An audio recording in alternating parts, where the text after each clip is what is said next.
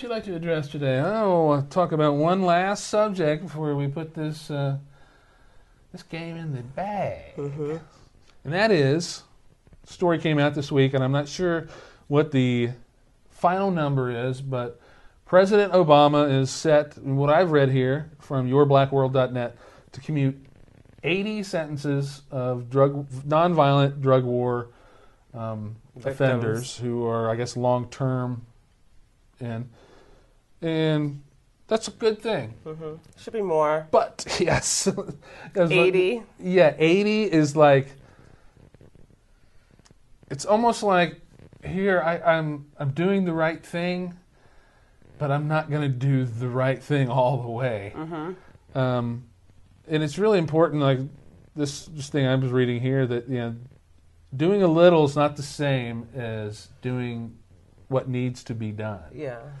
And that what really needs to happen is that number needs to be more like 800,000. Well, let me give you some Federal Bureau of Prison numbers. So currently, and this was updated July 2nd, 2015, there are currently 208,487 inmates in federal prisons right now.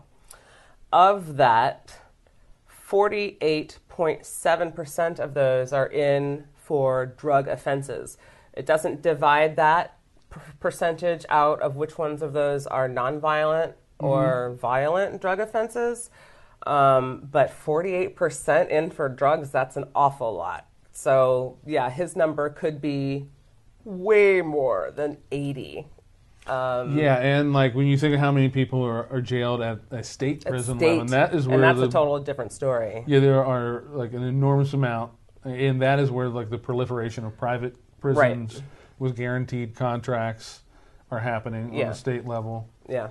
I'm not sure about the federal level as far as privatization, but federal is run by obviously the government, but they like to contract out the services. In a way, is the social conditions and what we've seen over the last year, and a lot of the things that have been blowing up in the United States regarding mass incarceration, brutalization by police forces. 80 is kind of like along the lines of let them eat cake. Let them like eat throwing cake. some little crumbs. Here you go. Yeah. Instead of like saying what we have done is wrong. They've had 30,000 people apply for this. Yeah, it has destroyed our society. It has destroyed our inner cities for sure. It has caused. It's destroyed families. It destroys an individual's potential. It's destroyed local economies. When drug war violence happens in business districts, it destroys. And the drug war violence is precipitated by the economic conditions, and the fact that, if you get busted, you're going to go to prison for a long time. So. I know someone's with these mandatory minimums. I know someone's going to snitch me out. I ain't going to go to prison for 60 years, the rest of my life. I give someone almost like an incentive to murder. Not that I'm saying that murder is right or in any way justifiable, but you see how the system sets that up. It sets people up, especially ex-offenders who have almost no hope of. Without unless they come from moneyed families, you're stigmatized for the rest of your life. Stigmatized the rest of your life. Very, and the recidivism rate is really high because, for a lot of different reasons, Well, we don't give anybody any help when they come out. Yeah, I think you go to prison. Like $100. They give you, if you're lucky, to get $100. They send you on a bus, and there you go, and you have nothing. There's no support services to help you get back on your feet, so you don't have a place to go. Oftentimes, people don't have a place to go. They don't have anybody to support them in any way. We've talked about homelessness. If you are homeless and you don't have that system, you're screwed. In many states, you can't apply for financial aid. You can't go back to school. You can't get a job, or it's a very crappy, low-paying job that you get.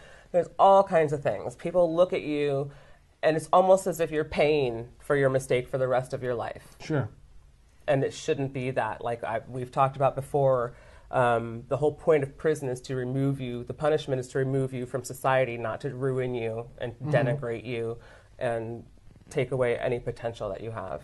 But that's what happens. Right. Our prisons are brutal. Right. And that's another subject for Yeah, a lot of addressing, like some of the statistics regarding what goes on in prisons, and it's a total national disgrace. Right. When you have over 2 million people in jail or prison, and it really shows it's a national disgrace of faux patriotism when we get up and wave our flags and I love America and all that stuff, and totally gloss over the fact that we've created the most massive industrial prison state that ever existed in the history of mankind, and imprison more people as a percentage of our population than any other country has. And then we have the gall to go in public and say, I love America. Oh yeah, we are so free. We are free to enjoy a police state is what we are free to enjoy. Right.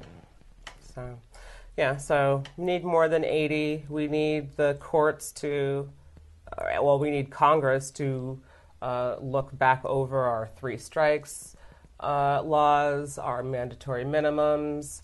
We can't just have people going to prison for drugs, especially nonviolent.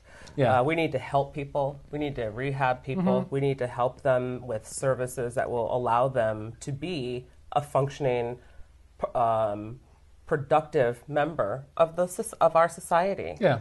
The drug war is just a total failure. It's terrible. And it's not only a failure logistically, but morally.